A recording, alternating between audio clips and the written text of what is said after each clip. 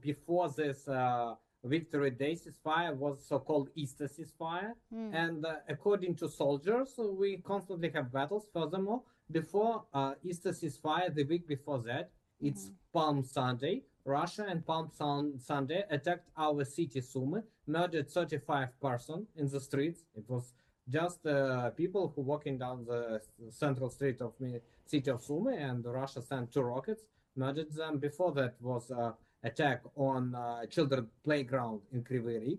That has demonstrated that Russia really don't want to stop.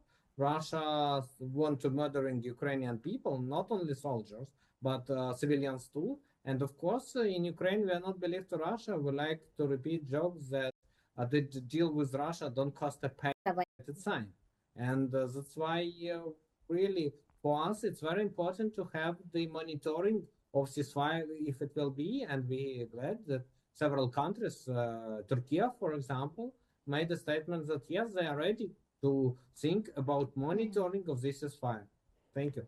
Okay, Dr. Hussein, how do you assess Donald Trump's involvement in the ceasefire push?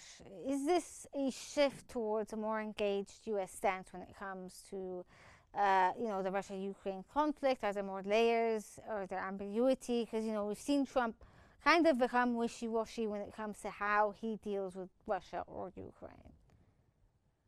I think President Trump conformed to all as he continued impression with the opinion. But I think he play a role of mediator, and the real mediator doesn't be in doubt. So Trump's involvement in this ceasefire push can be interrupted as a move rather than a strategic shift. While it signals a more stance, it also introduces ambiguity as Trump's diplomacy often complex existing USA foreign template to assert policy framework.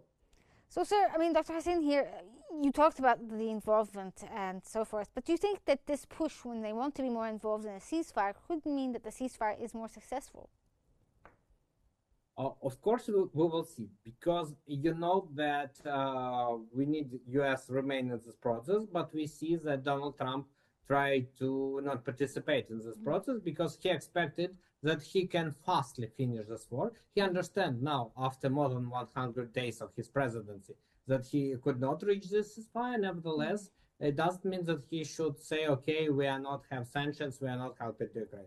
We need to preserve him as a country, at least selling weapon to Europe, and Europe can give it to Ukraine, because Europe, let's be frank, is not ready for this war with Russia. And in Europe, the main motivation that after Ukraine, war can come to their home. They don't want to do that. That's why they're ready to help to Ukraine. And that helped to us. Thank you. Well, sir, Mr. Us, again, can we add on to that idea, sir? He's not just endorsing, Trump's not just endorsing the ceasefire, but he's also being kind of cautious when it comes to new aid. Do you believe that this strategy makes Washington a reliable partner when it comes to pressuring the Russians into an end to this war, or even the Ukrainians? Is this a strategy to try to end the war?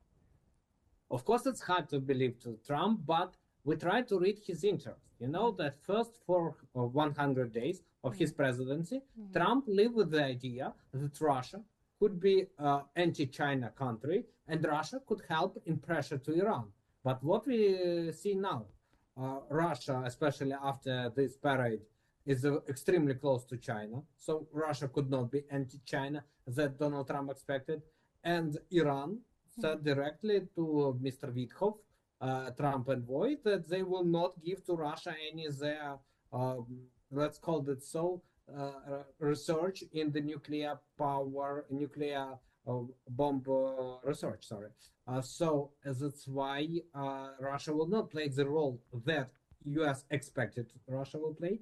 And it means that US should change rhetoric, because let's be frank, US has pro-Russia rhetoric during first 100 days of Donald Trump presidency. Now in Ukraine, we expected that his rhetoric will change, and people who are more oriented on supporting Ukraine, like Keith Kellogg will play the key role in forming the US policy towards Ukraine.